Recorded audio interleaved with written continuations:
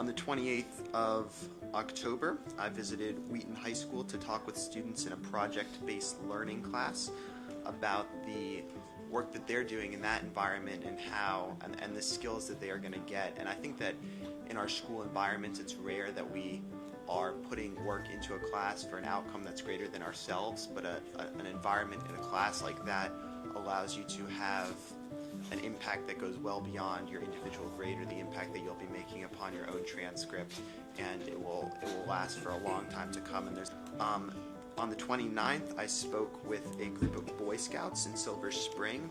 They were earning their citizenship award, and they had to speak with a public official, so they found the youngest one they could. And there were students there from Sligo Middle School, Tacoma Park, Silver Spring International, Eastern, and Argyle.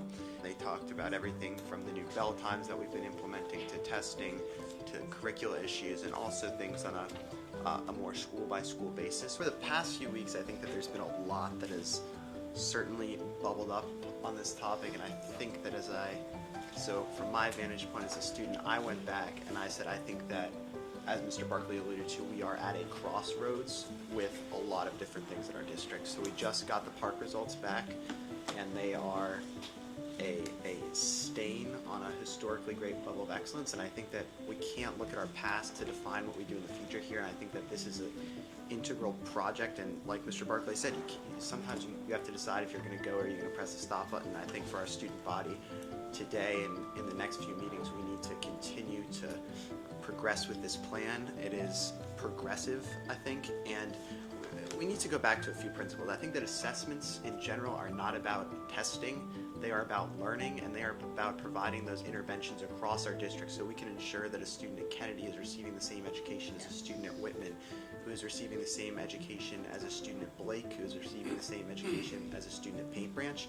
And when we get that information back at a central level, we need to really dive deep, and I hope that these quarterly assessments can help us do that, because sometimes, and for these first few years, it might be the test that's hindering results of excellence, but it might be teachers, and we ultimately give our teachers a lot of autonomy. These are the only 4 tests throughout the year that we are requiring them to administer and that we will be collecting, and perhaps once this comes back to us, what we will be able to say is, maybe look at what this teacher did over here and how they obtained their results, and share some best practices across our district. I don't think that these exams are going to, we've talked about how this will help us eliminate gaps. I don't think that the tests themselves should help eliminate gaps, because the tests themselves should not inorganically inflate results. What they should be doing is allowing us to provide interventions which will subsequently help results improve.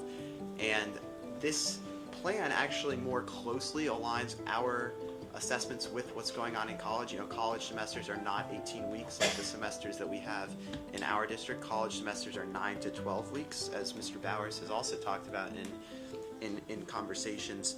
So I certainly did go back, and I talked to my colleagues in MCAP, I talked to my colleagues in MCEA, I talked to teachers, I talked to students, and I think that as a student body, we need to be ready to go forward with this. So, just going back to a few points you made, Mr. Murphy, you said that some students will seek out those conversations with the teachers on their final exams, but I think ultimately the kids that we're not reaching are the kids who are not reaching out to their teachers and seeing what they did wrong.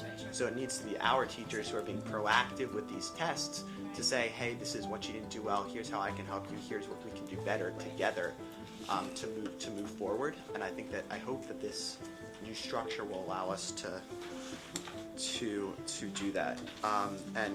And like you said, I think both in terms of eliminating the number of tests as we get formatives throughout the quarter, but also reducing the testing time from a central level. And I would like to just quickly remind my colleagues that if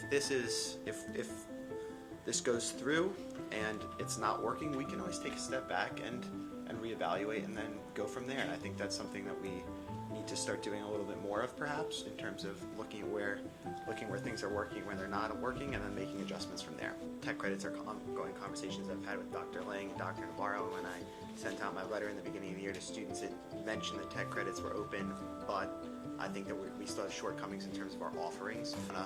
broader scheme, I think that a lot of our coaches do a lot to help mentor and support our middle and high school students and the club organizations at the elementary, middle, and high school. And there's a lot of great programs out there. So I think the coaches, that stipend that they get is maybe 50 cents an hour for all the work that they do. So they really do a lot. So I would just like to thank them.